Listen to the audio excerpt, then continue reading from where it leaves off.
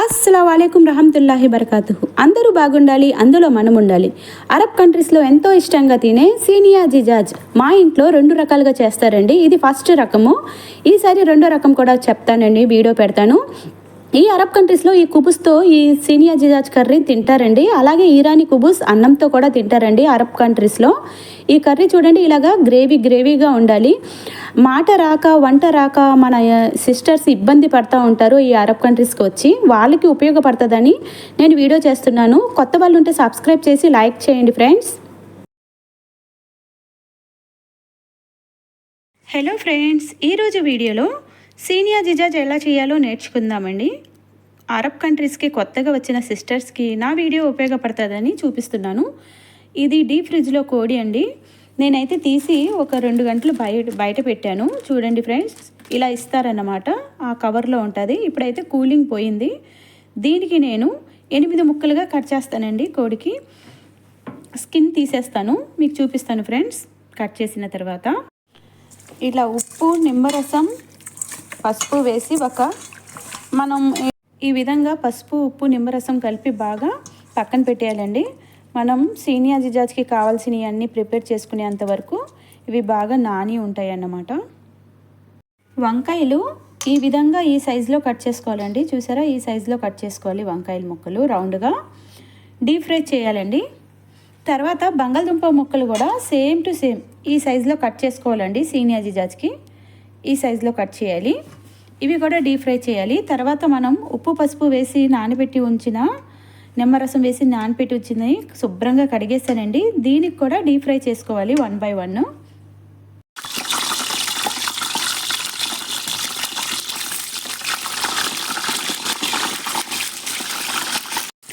వంకాయలు ఈ విధంగా ఫ్రై అయితే చాలండి, ఇంకా తీసేయచ్చు.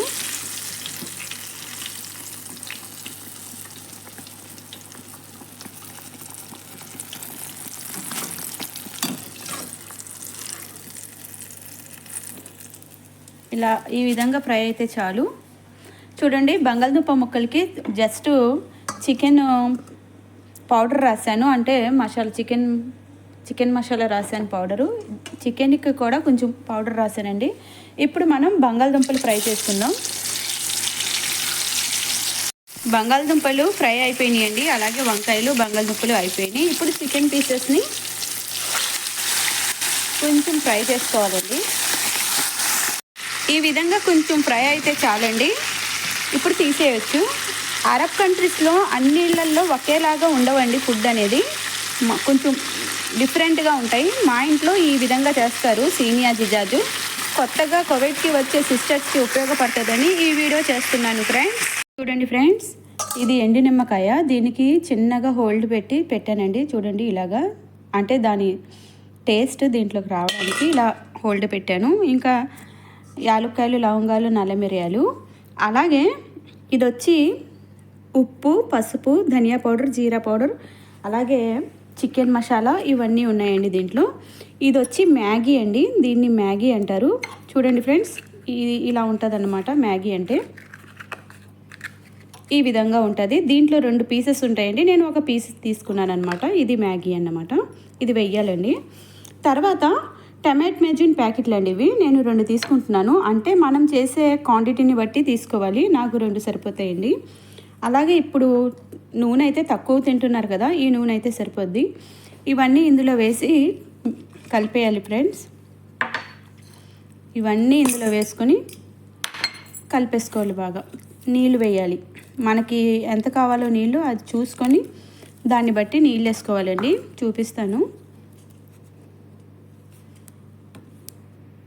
సీనియా జిజాజ్ చేసుకోవడానికి ఇలాగా ఉల్లిపాయలు అయితే ఇలాగ రౌండ్గా కట్ చేసుకోవాలండి. క్లిప్లో చూపించిన విధంగా ఈ సైజులో ఇలా కట్ చేసుకోవాలి. చూడండి ఫ్రెండ్స్, నేనైతే 2 ఉల్లిపాయలు కట్ చేసి ఇలాగ పెట్టుకున్నాను. దీనిపైన మనం ఫ్రై చేసి పెట్టుకున్న ఈ బంగాళదుంప ముక్కల్ని దీనిపైన పెట్టాలండి. బంగాళదుంపలు పెట్టిన తర్వాత చికెన్ పీసెస్లన్నీ పెట్టుకోవాలి. చికెన్ తర్వాత వంకాయ ముక్కలు పెట్టుకోవాలండి. వంకాయల తర్వాత ఇదిగోండి క్యాప్సికమ్ ముక్కలు, ఇవి కూడా ఇలాగ రౌండ్గా కట్ చేయాలండి. గ్రీన్ అండ్ రెడ్ క్యాప్సికమ్స్ తీసుకున్నాను. ఏదైనా పర్వాలేదండి, జస్ట్ నేను తీసుకున్నాను అంతే. టమాటా ముక్కలు కూడా యాజ్ ఇట్ ఈజ్ ఇలాగే రౌండ్గా కట్ చేసుకోవాలండి. మన క్వాంటిటీని బట్టి కట్ చేసుకోవాలి. చూపిస్తాను మీకు, 1 బై 1 పెడతా చూపిస్తాను. బంగాళదుంపలు పెట్టాను, చికెన్ ముక్కలు పెట్టానండి, ఇప్పుడు వంకాయ ముక్కలు పెట్టాను. ఇప్పుడు టమాటా ముక్కలు కూడా ఇలాగే పెట్టుకోవాలండి. చూడండి ఫ్రెండ్స్, టమాటాలు అలాగే క్యాప్సికమ్ పెట్టాను. చూడండి, దీనికి మధ్యలో ఇలా ఘాటు పెట్టి ఇలా పెట్టానండి. ఇది వెల్లుల్లిపాయ వాళ్ళు ఇష్టంగా తింటారండి. ఇలా పెట్టేస్తే ఉడికిన తర్వాత వాళ్ళు ఇష్టంగా ఒలుచుకొని తింటారు. ఒక పచ్చిమిరకాయ వేస్తున్నానండి. ఇప్పుడు దీంట్లోకి మనం కలిపి పెట్టుకున్న ఈ మిశ్రమాన్ని వేసుకోవాలి. నీళ్లు చూసుకోవాలండి. ఓకేనా, వేసేద్దాం.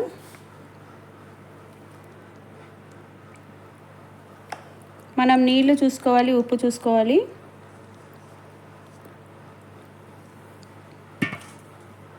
చూడండి ఫ్రెండ్స్, నీళ్ళు అయితే ఇన్ని వేసుకున్నానండి.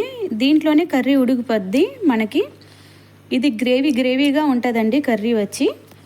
ఈ కర్రీని కొవిటీసు ఇలాంటి కుబుస్ ఇదైతే ఇంట్లో ఉంటుందండి. ఈ కుబుసు మనకి ఈరానీ కుబుస్ కావాలంటే బయట నుంచి తెచ్చుకుంటారు.